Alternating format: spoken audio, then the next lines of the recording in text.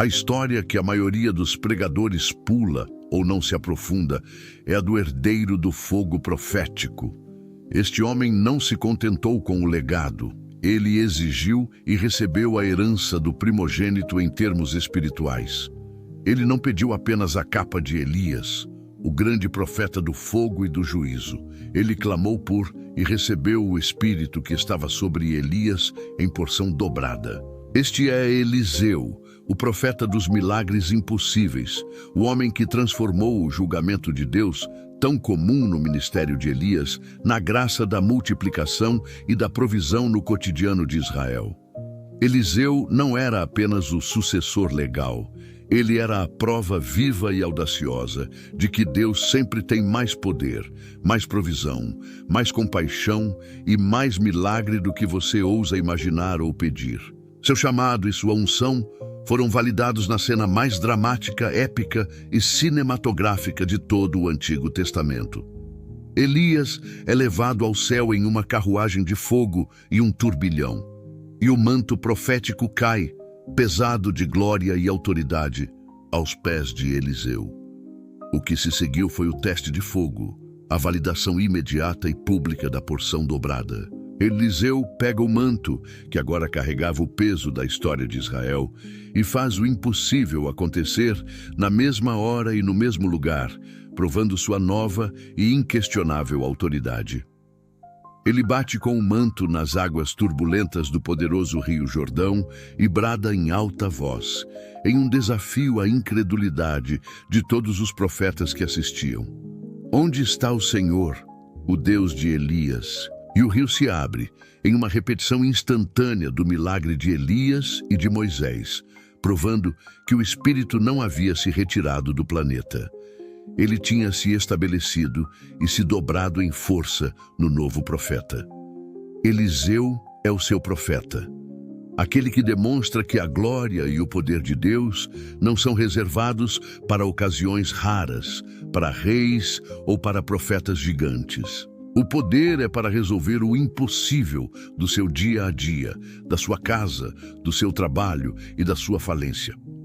O primeiro ato de seu ministério foi sarar a água amarga de Jericó, uma cidade que havia sido amaldiçoada por Josué e cujas águas causavam infertilidade, abortos e morte. Ele pegou sal, um símbolo bíblico de conservação, de aliança e de esterilidade no Velho Testamento, e o jogou na nascente. Assim diz o Senhor: sarei a estas águas, e não mais haverá nelas morte nem esterilidade. A água se torna potável e doce, e a terra de Jericó é curada de sua maldição e sua esterilidade. 2 Reis 2:22. Eliseu prova logo de início que a unção dobrada reverte a maldição ancestral e transforma a esterilidade em vida e a morte em prosperidade. Seu ministério não era de confrontação política com a realeza, mas de intervenção direta e compassiva nas leis da natureza, da biologia e da economia humana. Eliseu é o milagre que você precisa para sair do limite da maldição e entrar na multiplicação da bênção de Abraão. Ele é o seu sinal de que Deus está pronto para fazer o impossível agora e na sua vida particular. Se você crê que a porção dobrada da unção de Eliseu está sobre sua vida para reverter toda a maldição e esterilidade, declare seu amém e sua fé. O primeiro grande segredo do ministério de Eliseu, que a maioria das pessoas negligencia, é que Deus se importa profunda e imediatamente com a sua economia falida, sua dívida esmagadora e sua vergonha financeira. O cenário é a desgraça total e a humilhação. Uma viúva, esposa de um dos profetas, está endividada com um agiota. Ela está prestes a ver seus 2 filhos serem levados como escravos para pagar a dívida, uma lei cruel da época. Uma situação de impossibilidade financeira e desespero total, onde não havia saída humana, empréstimo ou renegociação possível. A resposta de Eliseu, o profeta da porção dobrada, é um comando ilógico e direto, focado na sua capacidade por menor que fosse. Que tens em casa? Declara-me. A viúva tinha apenas o mínimo, o vestígio da provisão, o que parecia inútil. Um pouco de azeite em uma jarra. A palavra de comando veio, ativando a fé no milagre. Vai, empresta vasos vazios de todos os teus vizinhos, o maior número que puderes, e fecha a porta sobre ti e sobre teus filhos e derrama. A multiplicação do azeite começou a desafiar a realidade. O milagre não foi apenas um toque na jarra, foi a criação de uma fábrica instantânea de riqueza a partir do nada, sustentada pelo poder de Deus. O azeite jorrou, desafiando a física e a lógica, até que não houvesse mais vasos vazios para conter a bênção, o que mostra que a bênção parou por falta de espaço, não por falta de poder. O resultado não foi apenas o pagamento da dívida total, a primeira prioridade, mas ainda sobrou o suficiente para ela e seus filhos viverem com o restante da provisão. Segundo Reis 4:7. A verdade sombria e gloriosa é: seu problema financeiro não é maior que a unção da multiplicação. Deus não quer apenas pagar sua dívida e te livrar da escravidão. Ele quer sustentar sua abundância e seu futuro. Mas Eliseu também se importava com o impossível na saúde e na nutrição. A história do caldeirão da morte. Um guisado cozido foi preparado para os profetas, mas um dos servos, sem saber, colocou abóboras venenosas no meio. E o guisado se tornou morte na panela, um grito de pânico, uma impossibilidade natural e desesperadora. O alimento que deveria sustentar a vida agora tinha o poder de matar. Eliseu, com a calma e a soberania do poder que domina a morte, joga farinha, o elemento mais simples e comum, na sopa, e a morte se transforma em alimento saudável e nutritivo. O profeta prova com este milagre: Deus não apenas sustenta o impossível economicamente, ele reverte o veneno da sua vida e o transforma em nutrição, cura e saúde total. Seu impossível financeiro e sua crise de saúde estão sob a jurisdição direta da unção dobrada de Eliseu. Deus usa o seu pouco, o vestígio de azeite, e o seu simples, a farinha, para liberar o seu poder ilimitado e imediato. Receba a palavra de que o espírito da multiplicação e da reversão está ativado sobre suas finanças e saúde agora mesmo, e comece a recolher os vasos vazios. O milagre que chocou os céus e a terra e mostrou o poder máximo da unção dobrada de Eliseu é o da mulher sunamita, uma mulher rica, mas sem a honra da maternidade, que honrou o profeta, constrói um quarto do profeta, o lugar da presença, e recebe a promessa de um filho. O filho, a bênção prometida, é tomado pela morte em um dia de colheita, uma tragédia no auge da alegria. A cena é de um desespero controlado, mas profundo. Ela não chora nem lamenta em público. Ela sela sua boca em fé e viaja até Eliseu, lançando sua dor e seu fardo na terra, recusando-se a aceitar o limite da morte. Seu grito de dor é teológico e confrontador. Porventura eu pedi a meu senhor um filho, não disse eu, não me enganes. Segundo Reis 4:28. Eliseu, o general da unção, envia seu servo Geazi para tentar o milagre à distância, mas o toque do bastão profético sobre o corpo falha miseravelmente. Aqui está a verdade sombria.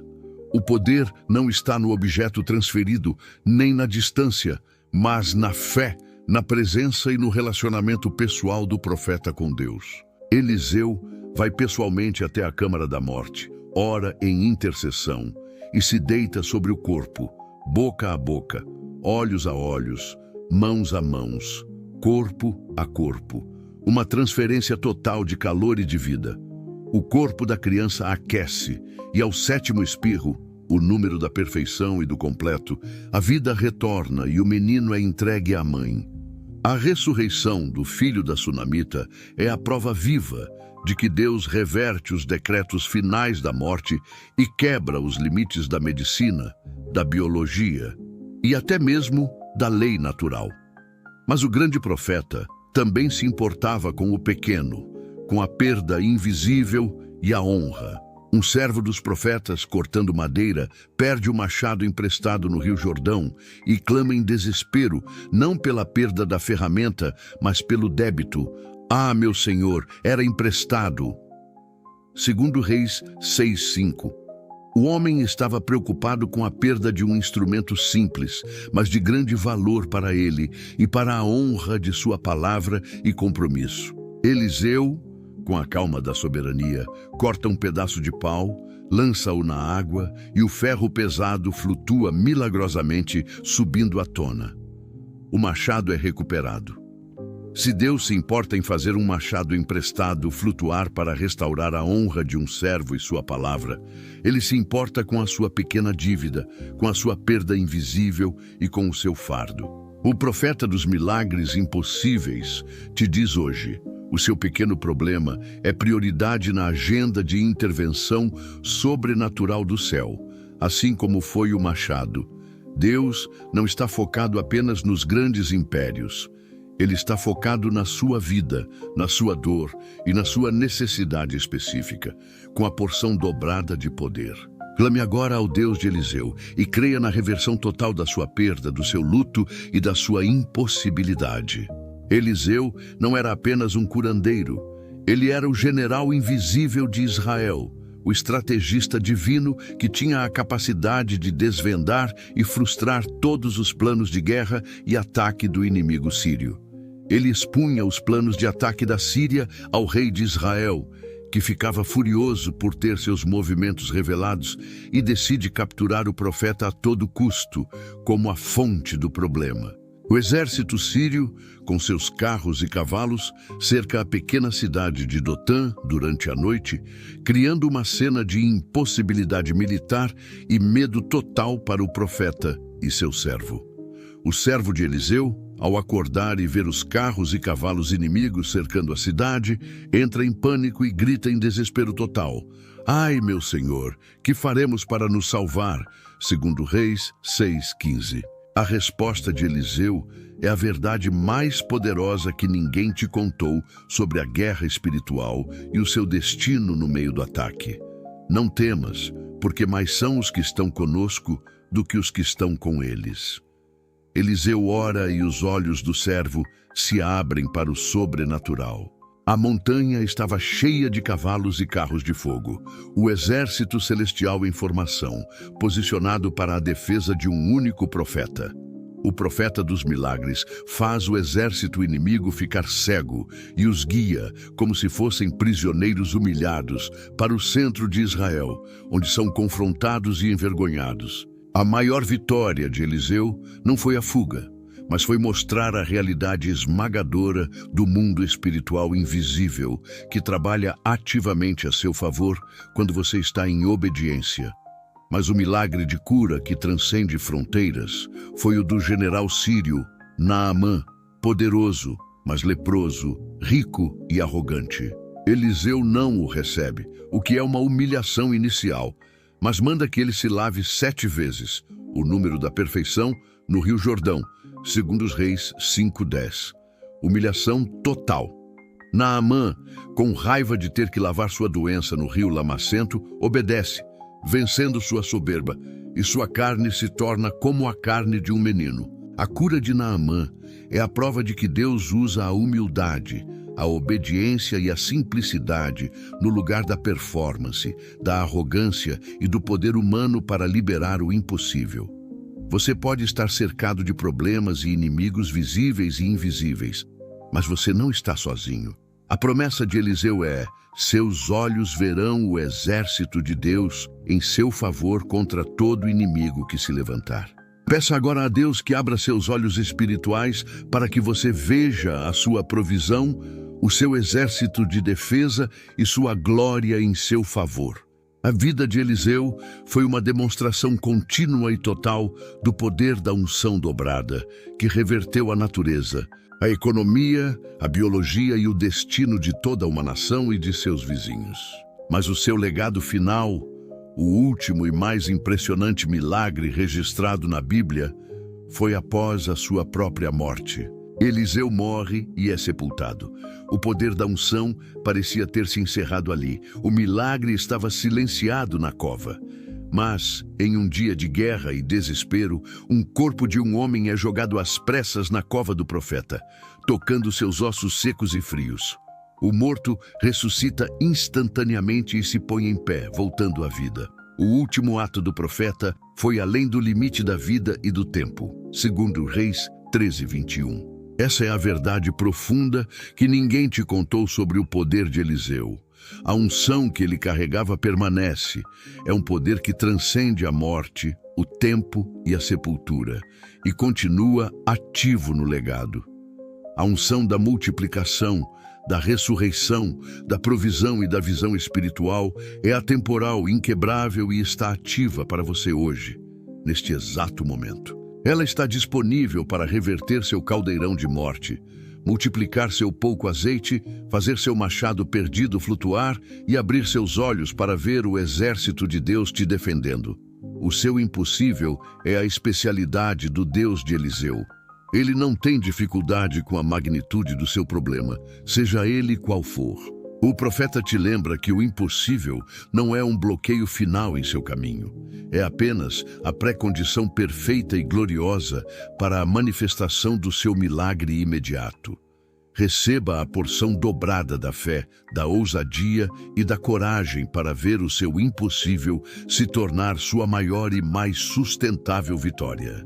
Faça esta oração e libere o milagre impossível de Eliseu em sua vida e em suas finanças agora mesmo. Senhor, nosso Deus, Deus de Elias e de toda a unção dobrada de Eliseu, clamamos hoje pelo Espírito que multiplicou o azeite, que curou o veneno, que fez o ferro flutuar e que ressuscitou os mortos. Em nome de Jesus, ative a unção da multiplicação sobre minhas finanças, meus projetos e minha casa. Quebra o jugo da dívida, da escassez e libera a abundância que sustenta, não apenas a que paga as contas. Abra meus olhos espirituais para que eu veja que mais são os que estão comigo, o exército celestial, do que os que estão contra mim. Eu creio na reversão total, que a minha carne se tornará como a de um menino, que meu luto e minha perda se transformarão em vida e que meu impossível será teu palco de glória e poder. Em nome de Jesus, amém.